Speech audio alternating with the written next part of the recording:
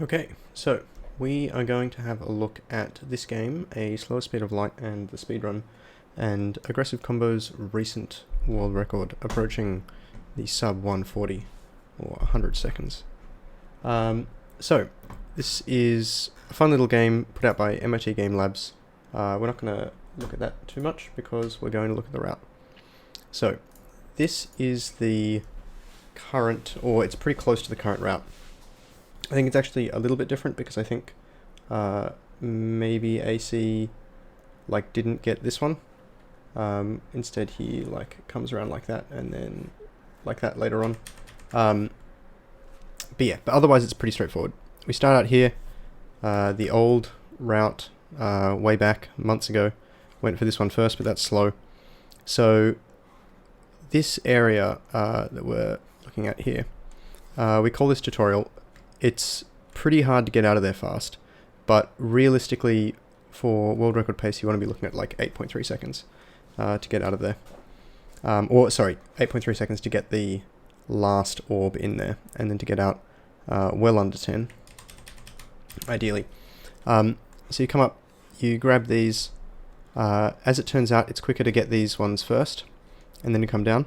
As you come through here, we want to grab just the middle one, so that we can get a speed boost off the other two as we come back around. We sort of grab it like this and come through.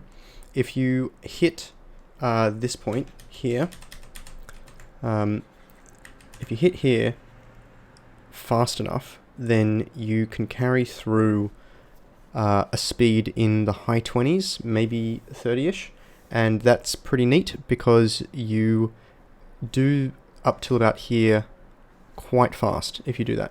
Fast enough that it can catch you by surprise and sort of make it quite difficult to get these three and come back around. Or go up there if you were going by the old route. So you want to maintain speed getting into here, come around, then this section here, you want enough speed so that you're not slow, but not too much so that you can make this turn. This sort of turn is deceptive. If you overshoot it, it can cost like seconds to correct. So we want to avoid that wherever possible.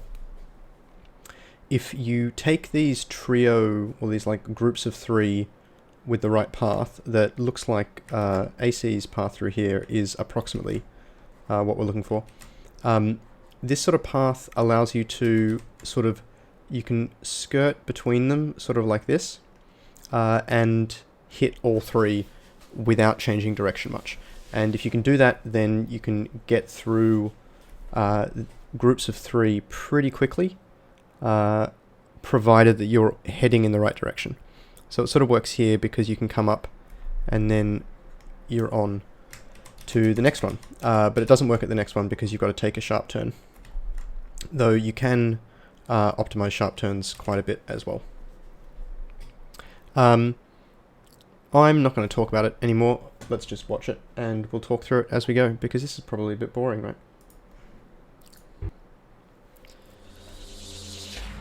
So this is tutorial. It's pretty straightforward. You can see AC stops accelerating much before he gets to the apex, so that you can cut through those triangles pretty quickly. Grab the middle one. You can see down in the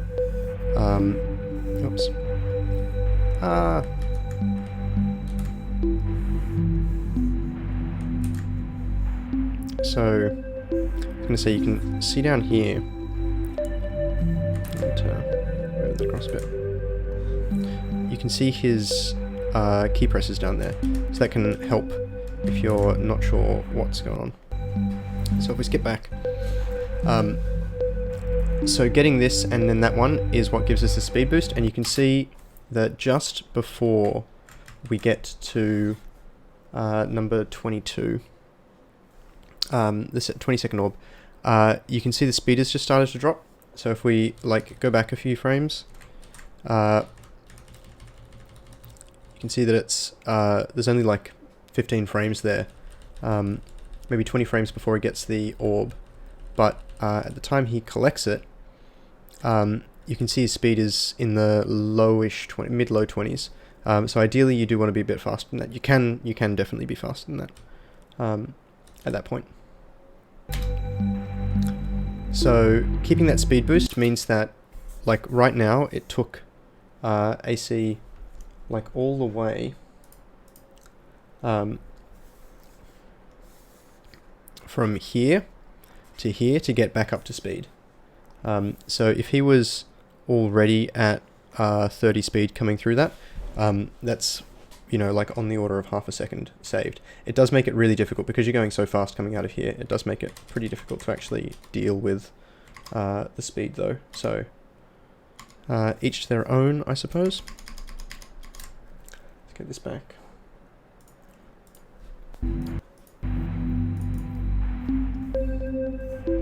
So that corner there is a bit difficult as well because you have to slow down, like you're going quite fast as you're coming in here, and you want to just hit that apex, but then also have enough sort of momentum to coast around like that in a sort of gentle arc.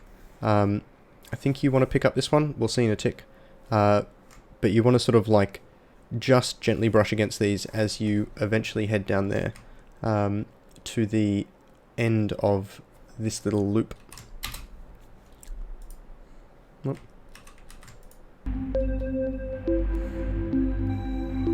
Yep, so he picks up that one, come down there and then slow down to just graze that.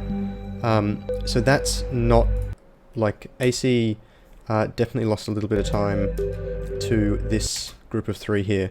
You can see as he comes through and sort of has that motion and then needs to spend a bit of time there before he can keep going, that's where you can end up losing a lot of time.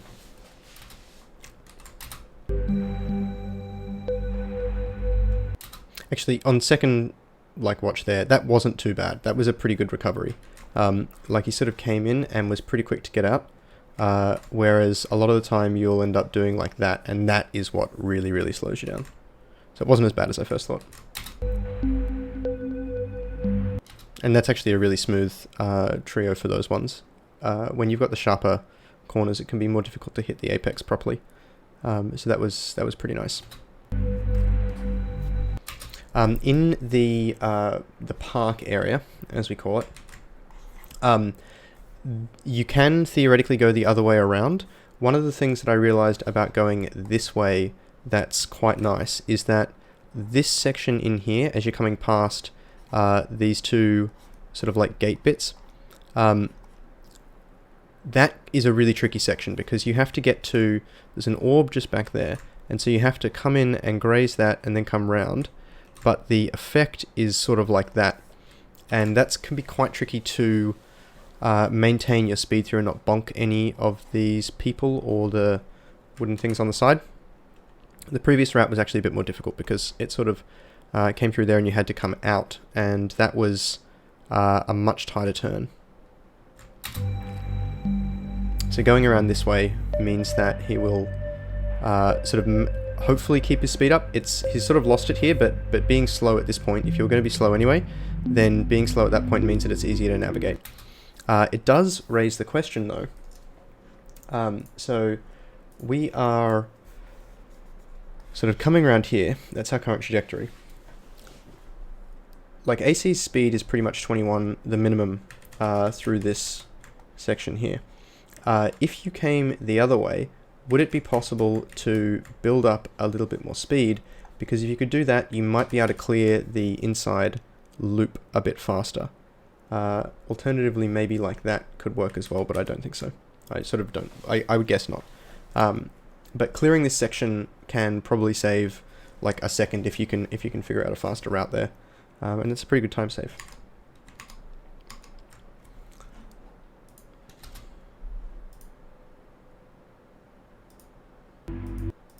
There we go. This section here, as you're coming up through this thing, not bonking there. I didn't see a bonk. That's pretty good. It's hard to, well, actually, so picking up that one is hard as well. That one in the corner there. just because you've sort of got to duck around these hut things, and a person often comes out of, or can come out of, not this one, but the one on the other side. Actually, they might come out of this one as well, but you never hit them. So yeah, so being able to get around there. Oh, there was a slight bonk on the wall down there, but that's a preferable bonk to the more common one, which is over on this side. What you'll often find, I can go back a bit, YouTube, is that you'll hit like the edge of the wooden fence. It sort of pokes out a bit, which is really, really annoying. Yeah, so this section here, that is very frustrating. If you cut this close, then you end up, you can get stuck, and you've got to sort of like throw the mouse around to get unstuck. It's really not good when you get glitched with the walls. So that bonk, that little bonk that AC had along the other side is pretty good considering, and definitely not something to be too upset about.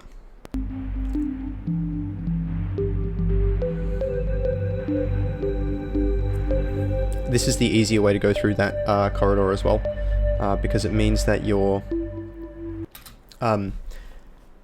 coming out the big end. So when you're at highest speed, you've got the most room to move. Whereas when we used to go through it in the other way, down that way, and that was a bit of a problem because getting out, you would often like hit the edge of one of the fences as you were trying to turn around, and you would get some physics glitching, which would lose time.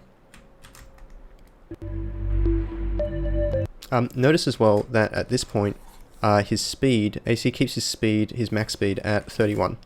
That's pretty important for this section because you're going between a lot of different orbs, like quite quickly. If we sort of draw the route up there, so to come around and then like that. So you've got a lot of space between the orbs, and so you want to maintain speed, because if you slow down through this period, which does happen a bit, you get really punished. So if you ever like miss this, then you might go back to normal speed about 2/3 of the way along, and that last stretch there is painful by comparison. So it keeps your speed up, which is good.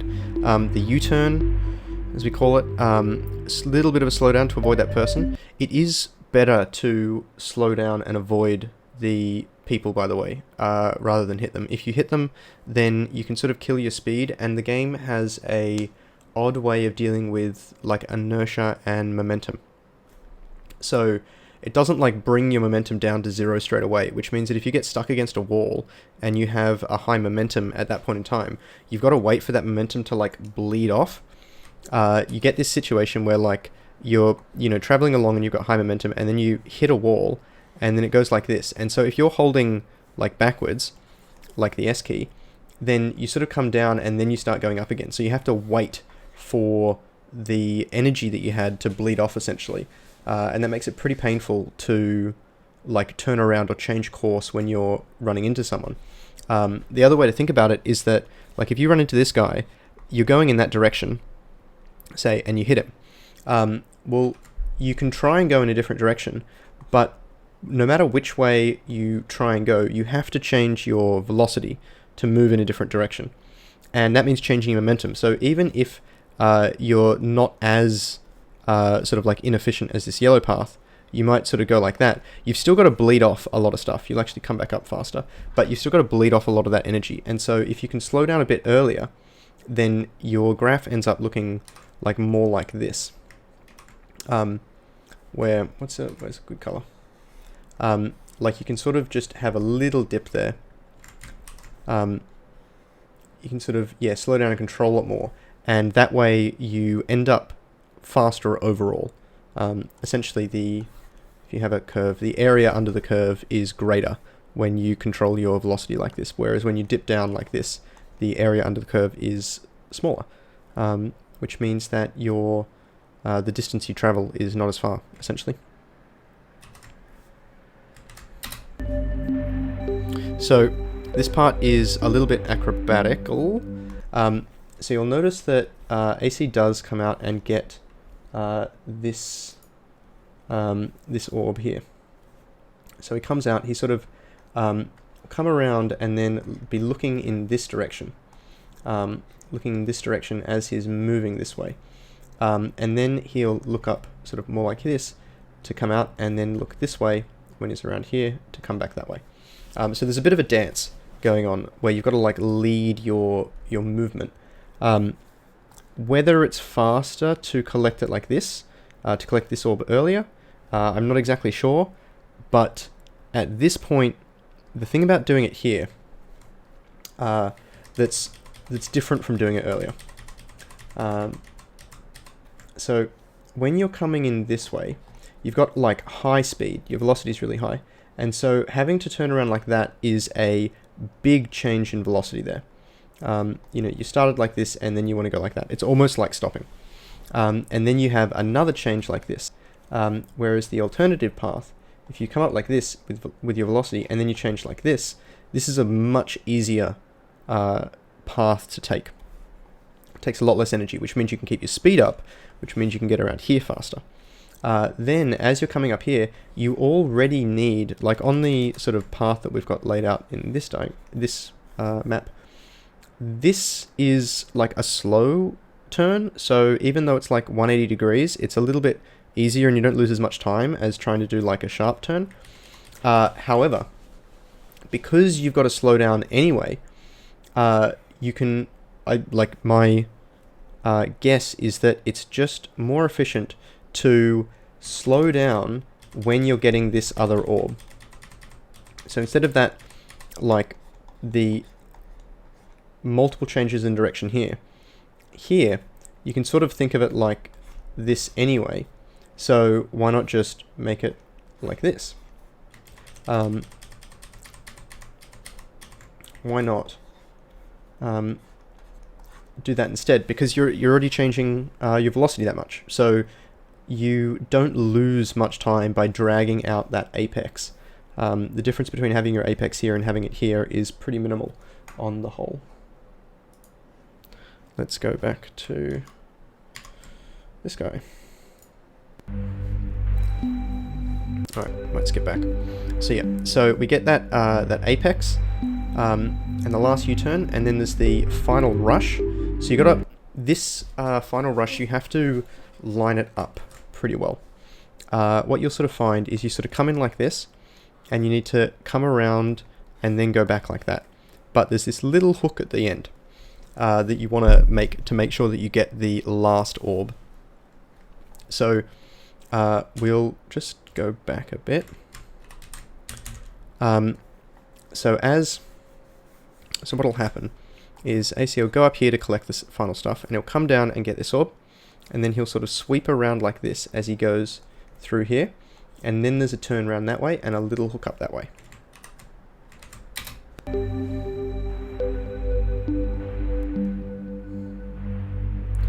Coming into the final stretch, and you can see he's sort of turning left now, and he'll keep arcing left like that. He's got to go right a little bit to collect a orb at sort of an elbow, then come back around.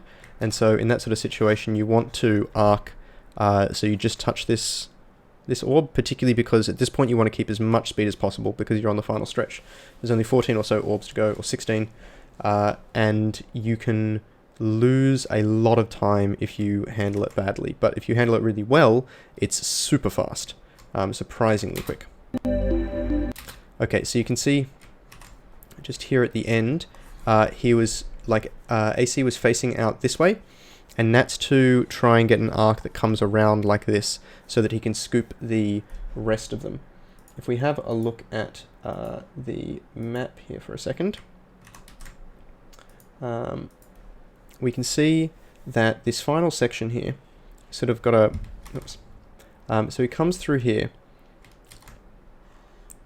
through the gate, and has to get this elbow, and then come around, and at this point because you've sort of the angle that you're coming at and the fact that you're heading in this direction, you need to sort of like slow down a lot relative to going like this way, and go that way a lot more. So the easiest way to do that is to look in the opposite direction, and that will like bring your momentum around so that you're going more in this direction, which is good. You then cancel that movement and look in the forward direction again. So you're around sort of like this, and you can leave it and you'll keep going, but you often miss this last one, which is a real bummer because yeah, multiple records have been lost to missing this last orb. And so what AC and I have sort of both ended up doing, somewhat independently I think, is that at the end here, there's sort of like a strong look that way because you've got it takes a lot of movement to miss it on this side, right? The risk that we're trying to mitigate is missing it over on this side, on the wall side. And so if you just put everything into moving that way, you're still going this direction at like 32 speed to start with, right? When you do that, you're only starting to drag that vector around so that your new vector starts looking like that. So as you're looking in this direction, as you're looking that way, this is rotating, your speed is rotating, and so that means your path ends up going like you're sort of coming over here, and then it ends up going like that, and so you end up hitting this last orb at sort of this 45 degrees, and it's really hard to miss. And so that's basically why we do that. Let's get rid of some of that and come back over to the video to finish it up. So you can see the little bit of a slowdown there. Oh, you often want to slow down at these last points, at the two key crucial points there, at the elbow and then at the second elbow. Now this first elbow is easier to get past at high speed. It means that you're blind at the end of the just before the second elbow, but you can do it. This second elbow though,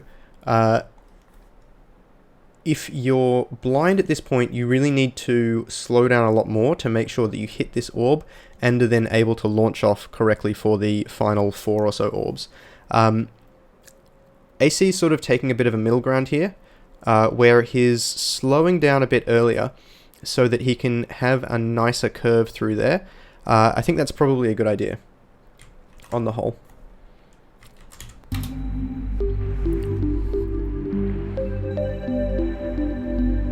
So, and then the flick left, just to run into it, and there we go. It's a great 142. So there's, what is that? 2.3 seconds that we need to shave off. I think there's a few points where that is likely to be shavable. I can't remember if it was this one or his last world record where, like at the, little bit of a slowdown there, so that was half a second. Now that U-turn was pretty smooth, but I think it's misleading because of the slowdown. So like if we watch his velocity or speed as he's coming in here, so this slowdown, he gets down to like 18 and then 14. The U-turn isn't too bad. Coming out of the U-turn will be fine because you're just accelerating from whatever minimum speed you were at. I wonder if that slowdown cost that much time in the scheme of things. Probably not, but even a small slowdown can easily cost you half a second. So there, that section there, you might have been able to like feel it a bit. Ideally, what you want to hear the ding as you start moving in the opposite direction. So if we go back a bit here to 83.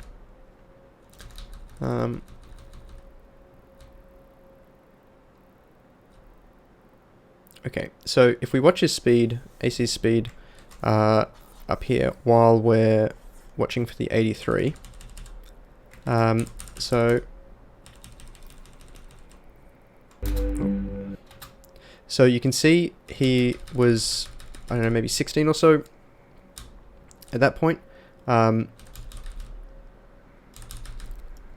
So 16.5, 18, 19, 20. So he was going 20 units a second at that point, and then he sort of gets down to a minimum of about 8 or so there. So that's like, this way is an extra like 0.25 seconds, and then you're sort of accelerating you're doing your slowest. Actually, no, it's not that bad coming out of it, I think. The main problem is extra, like the extra distance coming in. Because if you could slow down a bit earlier there, I don't know. I'm not sure how much difference that would make, actually. It definitely feels like bad corners cost you a lot. But I don't know exactly how much they cost you. One thing to notice, by the way, is if you look at his splits here, we'll get the final countdown there. So it's a bit hard to see with this quality. Let's... Oh, we don't have a higher one. The bitrate has gone to hell. So he had a pretty good start, but then was almost consistently like half a second behind, and then an entire second behind at the U-turn, almost certainly because of that slowdown that he had beforehand. But then getting into the final countdown, negative 1.1. What that tells us essentially is, so with a bit of a boost for coming out of the U-turn maybe more optimally than he would have normally, we can sort of reduce the 2-second gap a little bit maybe because of that, but that means he had a really clean sort of last run through there. On the map, we've got this pie-shaped thing just here. So this run through was apparently super clean for AC this time. Just that was like 2 seconds faster than normal. So even though I was critical of this corner, like that, I thought he overshot it a bit. There's a lot of ground that you can make up or lose, even just in a small section like this. It's hard to get this game consistently good.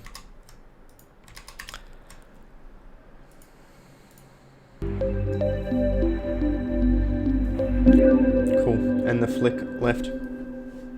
And that's it. So yeah, we can see near the end, might just be worth pointing out that, so the speed, when you get this black circle in the middle, what's happening is, well, you can see, so the first thing to notice is down here, the speed of light shown is like 38 now, which is pretty low.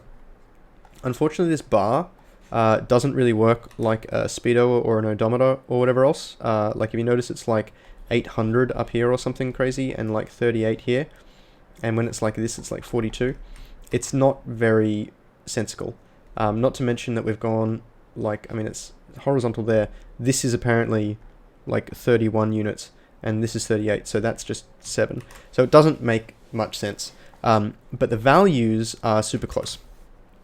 And when you travel close to the speed of light like this, you end up with this big black spot appearing because any photons coming towards you, coming like out of the screen, are coming towards you essentially crazy blue shifted, so they're really high energy, so everything's out of the visible spectrum. There's just nothing in that spectrum anymore, you're just being hit by X-rays. And then similarly, if you were to look behind you, you would see the same thing, because all of the photons sort of leaving you get crazy redshifted. Or rather, the photons coming, those photons are also coming towards you, just from the other direction. But they get crazy redshifted because you're like moving away from the source. So the relative motion with the source is near the speed of light. And that means that there's no waves in the visible spectrum, because even everything like gamma rays gets redshifted so far down into like microwaves and radio waves that you can't see it anymore. That's also why we can see the color banding on AC's screen here, where we sort of get these rings where they sort of like mirror each other. I think the mirroring is like, well, it's not completely mirroring, we can see. But it's, I think, a little bit artistic choice. But you've got like, you know, purple, blue, I don't know, a violety thing, yellow, green, red. they obviously repeat because we get red again. My thoughts are basically this is the way that they show the sort of compression of light waves, or the frequency of light, to sort of amplify the difference in colors. You see, or the difference in waves, relatively speaking. Whoop. Cool. So that's probably a bunch of knowledge about the game. One thing to note, by the way, behind AC here, in this bush, I didn't know this for ages. You can actually go through that bush. It's a real pain to try and go through it. You end up like if you go through it this way, you can go through like that, but you just end up with like in the rocks, and so you might think that you can come around like that, or like do something like that. I've sort of tried to make that work, and nothing seems fast. So it still seems good to end there, even though the initial reason I thought that we ended there was because you couldn't actually go through this, but you can. So it does make sense to end with a long run of straight orbs, though. I did play with an idea of ending down here previously, particularly because near the narrow end you can just sort of like go straight and you'll hit everything. Getting out is a problem, but hitting everything is not. Unfortunately, though, it's just really hard to get a route that, like, I mean, if you know, we could imagine this, like, how would you, or you could, if you came up here and then, like, came around like this, you could do that. You got, like, really long stretches without any orbs in there. And then you've sort of got a, you know, you can come up here and you go down like that, but then you've just got these out of the way. The trouble with this, by the way, is similar to, I think there's like some mathematical problems about this, but you can imagine these fences as barriers, and like no matter how you cut it up, in essence, you've got to, like, you know, so say you went around like this and then you come up here, right? So you're going up at this one, and that means that you need to come like down at another one, and that means you need to go like up at another one, and basically it's really hard to get these all to match up. Like if you did this where you come down and up like that, well, going up is a bit of a problem because we actually need to like collect these, so we want to go like that maybe, but that's pretty slow. So the other thing that's like complicated about this is the middle sort of has two. So are you gonna come back down this way? That could be problematic. I mean, you could try like doing something like this, but again, you've got too many gaps between orbs, so you just don't keep up the speed, which is what you need. So as it turns out, I think it's basically much easier to like have, I'm saying down, but it's really like left. So if you're going left here, in essence, you can clean up everything in the tutorial and donut zone to start with, and then you've just got sort of like deal with mid, deal with the park, deal with the side, and then these sort of options become available to you, and you can scoop up everything in the top in one run. That's sort of like what's difficult about it, is getting all of the orbs in sort of loop-like patterns, which you want to do because it's the shortest path. It's difficult to get all the orbs in those patterns while also satisfying these like up and down sort of constraints in traversing the map efficiently. So anyway, that's a bit of an overview. Hope that gives people some idea for strats. This route, by the way, was, I mean, it's rightly AC's route. I came up with something that I think was pretty similar, but I might have like had a few bits different. And I told AC that I had a new route. This was just after my Windows machine had died. And so I still haven't gotten all the data off it in a convenient way that I can go get the Illustrator files. But yeah, so I told him that I had this route, and then of course he went looking for a route, and so he found this, and I was hoping to use it to get one over on him and take back the world record. around the 52-second mark, and well, he's eclipsed me since then. So I've got some ground to make up, some work to do if I'm gonna get back on that horse. Yeah, I don't know if there really is a faster, like where else we can get optimizations. The park feels like it might be able to be optimized a bit. I don't know if it can be more efficient to get these in a different order. I don't think so, because you can maintain speed down here. So provided that you can keep top speed from here and then carry that back up, I think that section is pretty solid. This top section here, I think the path that we have through it is pretty much the most optimal. The one difference might be this, because of the dynamics of how you collect the orbs. But I think the path is pretty optimal. It really, like, having these two big semicircles is sort of how you can tie it all together. If you try and integrate these, then it gets a bit messy. I think we sort of did that once, like this, or how did we used to go? It was like this. This was what the previous route was like. Yeah, we used to come through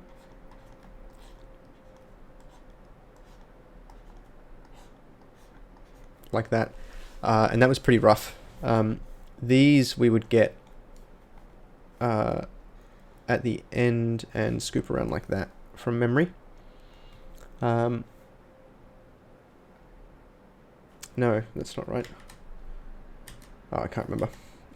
It's an old route now.